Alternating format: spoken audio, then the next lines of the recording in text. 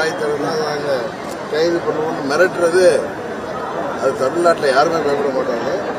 இன்னும் சொல்லப்போனா RS Bharathi BA படித்தவர்கள் எல்லாம் நாய் கூட பிஏ படிக்கிற அளவுக்கு கேவலமாக பேசுகிறாரு.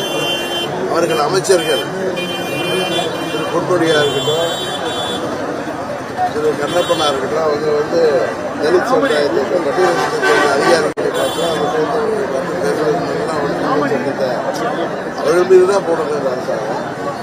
அதை விட்டு திமுக காரர்கள் பேசுவதுதான் இன்றைக்கு வன்கொடுமை சட்டத்திலேயோ கைது செய்ய வேண்டிய அளவிற்கு அவர்கள் தான் பேசுகிறார்கள் தவிர பிற கட்சிகளை சேர்ந்தவர்கள் கைது செய்வதென்றது ஒரு தவறான முன்னோதாரணமாக சர்வாதிகார போக்காகத்தான் எல்லாரோடும் பார்க்கப்படுகிறது.